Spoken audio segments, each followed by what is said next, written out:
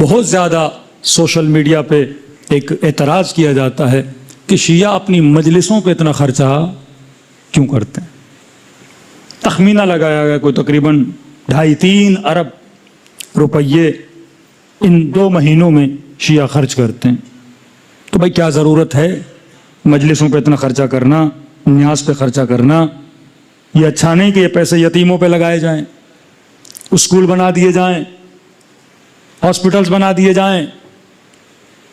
اب مینٹلٹی آپ دیکھیے, کیونکہ مجلس امام حسین کا تعلق ایک تو تشیع سے ہے, نظام سازی سے ہے, دوسرا یہ ایک مذہبی ایونٹ ہے. اوپر جو حاکم سوچ ہے وہ معاشرے کو غیر مذہبی بنانا چاہتی ہے. ظاہر ہے جوان اگر مجلس امام حسین میں آئے گا, مجلس کے کسی نہ کسی کونے سے نماز لے کر جائے گا, حج لے کر جائے گا, اخلاق لے کر جائے گا, خاتون آئے گی حیا لے کر جائے گی, جوان آئے گا غیرت لے کر جائے گا. تو ان کا نظام نہیں چل سکتا. وہ نظام چل ہی تب سکتا ہے جب معاشرے سے دین کو کیا کیا جائے, ختم کیا جائے. کبھی آپ نے نہیں سنا ہوگا ایک گلوکار, ایک سنگر جب کانسرٹ کرتا ہے اور کروڑوں روپے خرچ کیے جاتے ہیں. کسی نے بولا کہ اس کانسرٹ پہ اتنے لاکھوں کیوں لگائے جا رہے ہیں؟ اسی کراچی میں کتنے 3D سنیما بنائے گئے, نسلیں نوجوان ود فیملیز لوگ فلمیں دیکھنے جا رہے ہیں. کسی نے پوچھا کہ آپ نے سنیما پہ اتنے کروڑ کیوں لگائے, آپ نے اس گلوکار کو بولا اتنے کروڑ کیوں لگائے؟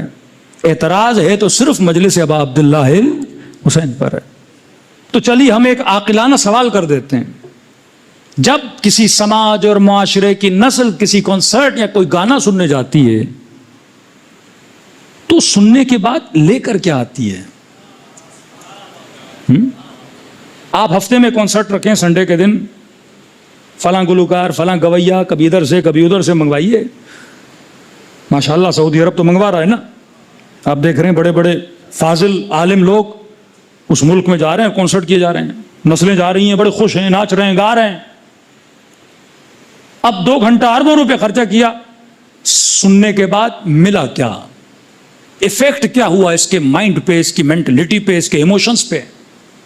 کون سی شخصیت تم نے بنائی کہ جب وہ سن کے آئے گا تو یہ ایفیکٹو ہوگا اپنے گھر میں, اپنے معاشرے میں؟ 2 گھنٹے کی مووی, وہ چاہے ہالی ووڈ کی ہو یا بالی ووڈ کی ہو, یہ سنیما سے دیکھ کے جب باہر نکلا اس کے اوپر اثر کیا پڑا؟ اور 1 گھنٹے کی مجلس سن کے نکلا, اس کے اوپر اثر کیا پڑا؟ کیونکہ مجلس حسین بھی دماغ بنا رہی ہے, فکر بنا رہی ہے. جو فلمیں بنانے والے ہیں وہ بھی کیا بنا رہے ہیں؟ یہ بولا جاتا ہے انٹرٹینمنٹ, بس اس انٹرٹینمنٹ کے اندر آپ کے کانشیس اور سب کانشیس کے اندر جو ایفیکٹس ڈالے جاتے ہیں, جو آنکھوں کے اندر بے حیائی ڈالی جاتی ہے. کیونکہ جب آپ ایک چیز کو بار بار دیکھتے ہو, کہتے ہیں کہ اس کو نارملائز کیا جاتا ہے. ایک اشارہ دے رہا ہوں, کچھ معاشروں میں چیزیں ہوتی ہیں اس کو ٹیبو بولتے ہیں. ٹیبوز کو توڑنا, جس کو ہم بولیں اقدار. مثال دے رہا ہوں, مسلم معاشرے میں یا انڈیا پاکستان کے معاشرے میں آج سے 5 سال 10 سال پہلے خواتین موٹر بائک نہیں چلاتی, ٹیبو تھا. مطلب اگر چلانا بھی چاہے تو وہ خود 100 بار سوچے گی کہ لوگ کیا بولیں گے, بھائی اجازت نہیں دے گا, باپ اجازت نہیں دے گا, معاشرہ سماج, یہ ایک ٹیبو ہے. کہتے ہیں ٹیبو کو کیا کرو, توڑو. یہ قدامت پسند, بس شریعت اجازت دیتی ہے, ہمیں اجازت دیتی ہے. اب لوگوں کو یہ نہیں پتا فقہ اور اخلاق. فقہ از منیمم, اخلاق از میکسیمم. میں ایز اے مولانا اگر بولوں کہ جناب کیا میں ٹی شرٹ پہن سکتا ہوں اور شارٹس پہن کے نکل سکتا ہوں, شریعت بولے گی ہاں بھائی حلال ہے. اب کوئی مولوی چلے تو صحیح. اخلاقاً حرام ہے. شریعت منیمم بتاتی ہے. آپ شریعت سے پوچھو کہ حجاب کتنا, تو بتائے گی یہ شریعت مطلب منیمم, یہ لائن ہے منیمم کی. اخلاق سے پوچھو کہ حجاب کتنا, میکسیمم. شریعت میں نماز میں کون سا لباس پہن کے نماز ہو جاتی ہے, مرد بولے گا منیمم لباس یہ, دھوتی پہن کے بھی آدمی نماز پڑھ سکتا ہے. کون مسجد میں دھوتی پہن کے آئے گا؟ میکسیمم. کئی لوگ اس میں کنفیوژن کا شکار ہوتے ہیں. بُعِثْتُ لِأُتَمِّمَ مَكَارِمَ الْأَخْلَاقِ, رسول فرماتے ہیں میں مبعوث ہوا تاکہ تجھے اخلاق کی بلندیوں پہ پہنچاؤں. اب ممبر پہ آنے والا خطیب اگر صرف شریعت بتائے اخلاق نہ بتائے، شریعت کیا ہے؟ منیمم. اور اگر میں نے آپ کو منیمم بتایا اور آپ منیمم کر رہے ہیں اور منیمم سے نیچے کیا ہے، وہ تو آپ گھڑے میں گر گئے. لیکن کوشش ہوتی ہے آپ کو میکسیمم بتایا جائے. اگر میکسیمم نہیں بھی کیا 100 بتائیں تو کم از کم 90 پہ آئے گا، 70 پہ آئے گا. لیکن اگر میں نے اس کو 60 ہی بتایا تو 60 کے بعد تو نیچے 50 کے نیچے چلا جائے گا. یہ تو اہل بیت نے اخلاق کی بلندیوں تک ہمیں پہنچانے کا حکم دیا. تو مجلس حسین کیا کرتی ہے؟ انسان کی ذہن سازی کرتی ہے. اب اس مجلس سے ہمیں ملتا کیا ہے؟ چند پوائنٹس آپ کو بتا رہا ہوں. یہ ترتیب ہم نے عین سے بنائی ہے، تقریباً دوسری مجالس میں بتا چکا. 10 عین یاد کر لیں، 10 عین کہ ہمیں مجلس امام حسین سے کیا ملتا ہے. پہلا عین، مجلس حسین انسان کو عقل مند بناتی ہے. پہلا عین، جن عقلوں پہ زنگ لگے ہیں حسین کی مجلس ان زنگار کو ہٹا دیتی ہے. چھری کو تیز کرنے کے لیے پتھر کی ضرورت ہے، عقل کو تیز کرنے کے لیے حسین کی محفل کی ضرورت ہے. ہور بنا جب حسین سے ملا. جناب زہیر، قاصد آیا کہ زہیر حسین بلا رہے ہیں.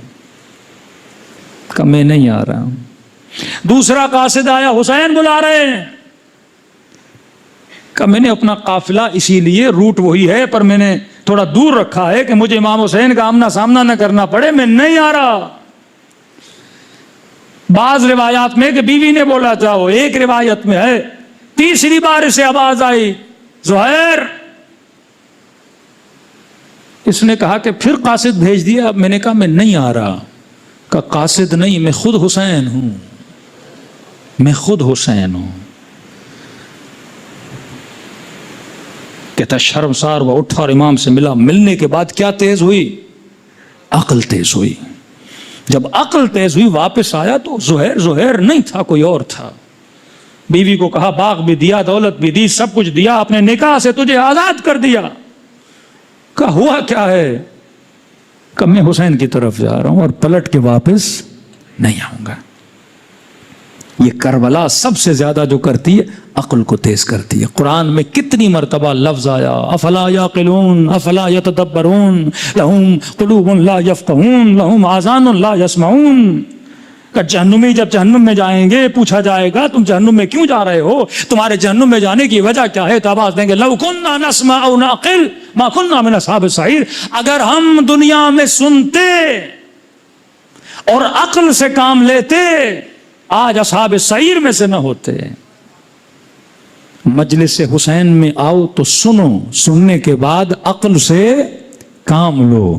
حر نے سنا، عقل کو ایکٹیو کیا تو حر علیہ السلام بن گیا. شمر نے سنا پر سن کے عمل نہ کیا تو لعنت اللہ بن گیا. تو یہ مجلس حسین عقلوں کو تیز کرتی ہے. جوان مجلس میں آؤ تو تجھے حسین بتائیں گے کہ تمہارا امام کون ہے. مجلس میں آؤ تو امام حسین سکھائیں گے کہ تمہاری سلیکشن، تمہارا ریلیشن، تمہارے روابط، تمہاری تعلقات کیسے ہونے چاہیے. زندگی میں دوست بنانا ہے تو کس کو بناؤ، زندگی میں رشتہ قائم کرنا ہے تو کس سے کرو. یہ ساری عاقلانہ جو تمرین ہے، جو ایکسرسائز ہے، یہ کون بتائے گا؟ یہ فکر ابا عبداللہ حسین بتائے گی. تو پہلا عین جو مجلس حسین سے ملتا ہے وہ عین عقل ہے. مجلس حسین عقل مند بناتی ہے. ڈرامے، فلمیں اور کنسرٹ انسان کی عقلوں کو کیا کرتے ہیں؟ ضائع کرتے ہیں. ان محفلوں میں ناچ کر، شراب پی کر کس کو زائل کیا جاتا ہے؟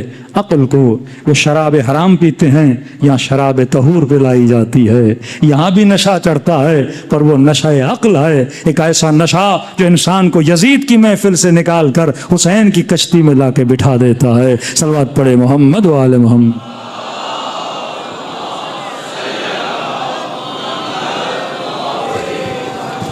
تو ایک عین عقل مجلس ابا عبداللہ انسان کی عقل کو بلند کرتی ہے. دوسرا عین، مختصر کر رہا ہوں، 10 عین ہیں، آج شاید 2 ہی بتا پاؤں. دوسرا عین، عین عبرت. بار بار شہادت سنانے کا فلسفہ بتا دیا. مولا حسین کیسے شہید ہوئے ہر سال سنا رہے ہو. ارے بار بار موسیٰ کا قصہ خدا کیوں سنا رہا ہے؟ بار بار حضرت آدم اور ابلیس کی باتیں کیوں بتا رہا ہے؟ وَاعْتَبِرُوا یا اُولِي الْأَلْبَابِ، تجھے کہانی نہیں سنا رہا، کچھ بتا رہا ہوں تاکہ تو کیا حاصل کرے؟ عبرت حاصل کرے۔ شہید مطہری فرماتے ہیں جو کربلا سنے، شمر کا کیریکٹر دیکھے، اس سے عبرت حاصل کرے کہ کل والے شمر کو دیکھ کر تو نے آج کے شمر کو پہچاننا ہے، کل والے یزید کو دیکھ کر تو نے آج کے یزیدی نظاموں کو پہچاننا ہے، شہادت ابا عبداللہ الحسین کو سن کر تو نے آج کے مظلوموں کے لیے اپنی صدا اور آواز کو کیا کرنا ہے؟ بلند کرنا ہے۔ کربلا عبرت کا نام ہے۔ کسی برادر اہل سنت کو ساتھ لائیے کہ مجلس میں کیوں لے کر جا رہے ہو؟ بولی آپ کو عبرت دلانے کے لیے۔ کون سی عبرت؟ کہ یہ عبرت کے سوچو 1400 سال پہلے مسلمان تھے، دن میں 5 وقت کی نماز پڑھتے تھے، ان کی مسجدوں سے اذانوں کی آوازوں میں اشہد ان محمد رسول اللہ کی صدا دی جاتی تھی، جس نبی کا نام لیتے تھے اسی کا نواسا صدا دے کر کہتا ہے حل من ناصر ینصرنا، ہے کوئی میری مدد کرنے والا؟ کا 100 لوگ آتے ہیں، مد مقابل ایک یزید ہے جو زانی ہے، شرابی ہے، 30,000 لوگ اس کے پاس ہیں۔ اب سوچو اس معاشرے میں ایسا کیا پروپیگنڈا کیا گیا کہ پوری سوسائٹی ظلم کا ساتھ دینے لگی۔ جتنے ظالم تھے کربلا میں within 4 years یہ مارے گئے، یزید، ابن سعد، شمر، حرملہ، ابن زیاد، کوئی 2.5 میں، کوئی 3 میں، کوئی 4 میں واصل جہنم ہو گئے۔ کب تک باقی رہو گے؟ عجب ہے کہ امام حسین نے ابن سعد کو بلایا، عبرت کہتے جب ابن سعد آیا تو جاہ و لشکر لے کر آیا، کوئی 40 لوگ اس کے ساتھ تھے، امام حسین کے ساتھ کوئی 25 لوگ۔ تو مولا نے بولا کہ ابن سعد میں لڑنے کے لیے نہیں آیا، تو اتنے لوگ کیوں لائے؟ ان سب کو واپس بھیجو۔ میں بھی واپس بھیج رہا ہوں۔ امام حسین کے ساتھ جو تھے وہ پیچھے گئے، ابن سعد کے جو لوگ تھے وہ پیچھے گئے، کوئی 4-5 لوگ رہ گئے، بٹھایا۔ کہ کیوں دے رہے ہو یزید کا ساتھ؟ تجھے پتا ہے میں حق پر ہوں؟ کہاں پتا ہے، فرزند رسول آپ حق پر ہو۔ کہ میری مجبوری، کا کیا مجبوری؟ کہ اگر اس کا ساتھ نہیں دوں گا کوفے میں میرا گھر مجھ سے لے لے گا۔ امام نے کہا کوئی مسئلہ نہیں، گھر کوفے کا چلا گیا، میں حسین تجھے مدینے میں گھر دوں گا۔ کہ میرے بیوی بچوں کو خطرہ ہے، کہ میں وعدہ دیتا ہوں میرا ساتھ دو تمہارے بچوں کو امان ملے گا۔ کہ اس نے بہت بڑی رقم کا وعدہ کیا ہے مجھے، وہ دے گا۔ شہر رے کی حکومت کا وعدہ کیا ہے، وہ دے گا۔ امام نے فرمایا تو رقم کو چھوڑ، مدینے میں میرا ایک باغ ہے۔ یہ باغ امام حسن کا بڑا مشہور تھا کہ معاویہ نے بہت آفر دی امام حسن کو کہ یہ جتنی قیمت پیسے چاہیے میں دے رہا ہوں، یہ باغ مجھے دو۔ امام حسن نے نہیں دیا۔ تقریباً 4000 یا 400 درخت اس باغ کے اندر لگے تھے، کہ روایات میں کہ ہر درخت لگانے کے بعد امیر المومنین نے اس کے کنارے میں 2 رکعت نماز ادا کی تھی۔ یعنی مدینے میں اتنا بھاری فصل بابرکت فصل والا کوئی باغ نہیں تھا، یہ تھا۔ امام حسین نے کہا وہ باغ تجھے دوں گا اگر یہ ہے کہ مال و اموال تمہارے یزید لے لے گا، ابن زیاد لے لے گا، باغ تمہارا ہو۔ کہ حسین شہر رے کی حکومت کا قوالا اور وعدہ ملا ہے مجھے۔ مولا حسین نے ٹھنڈی سانس لی، کہا ابن سعد تجھے حسین پر یقین ہے؟ کہاں ہے؟ کتنا یقین ہے؟ کہ مجھے پتا ہے آپ جو کہتے ہیں وہ صحیح ہے۔ مکے کے لوگ کافر تھے نا، رسول خدا نے اگر کہوں کہ باہر پہاڑ کے پیچھے لشکر کھڑا ہے مانو گے؟ کہ مانیں گے۔ ابن سعد نے کہا حسین جو کہو مجھے یقین ہے۔ کہ اگر مجھ حسین پہ یقین ہے، میں حسین تجھے کہہ رہا ہوں شہر رے کی حکومت تو دور، تجھے رے کی سرزمین کے گندم کا دانہ بھی نصیب نہیں ہوگا۔ کہتے یہ کہنا تھا، غصے سے کھڑا ہوا کہ حسین تو حق پر ہے، پر تیرے پاس آؤں گا جنت ملے گی، لیکن جنت ادھار ہے، یزید کے پاس جاؤں گا کیش ملے گا۔ امام نے کہا تو جہنمی بنتا ہے۔ پھر ایک بد دعا امام نے اس کو دی، اور اسی بد دعا آخری عمر اس بددماغ میں مبتلا ہوا اور دنیا سے چلا گیا۔ عبرت لے انسان، کربلا مقام عبرت ہے۔ کربلا دشمن شناسی کا نام ہے، تفصیل میں کل آئیں گے۔ تو فخر کریں، مجالس امام حسین معاشرہ بناتی ہیں، یہاں جوان آتے ہیں ان کا ذہن بنتا ہے، کل یہ جوان باپ بنے گا، اس کی نسل ہوگی، اس کی اولاد ہوگی، اس کو تربیت دے گا۔ ایک پورا نیٹ ورک آپ کے اوپر جو ذمہ داری ہے وہ کسی اور مسلمان پر نہیں ہے جتنی اہل بیت کے چاہنے والے پر ہے، کیونکہ آپ ہی وہ ہیں جب امام زمانہ آئیں گے اسی امام کے سپاہیوں میں آپ نے شمار ہونا ہے۔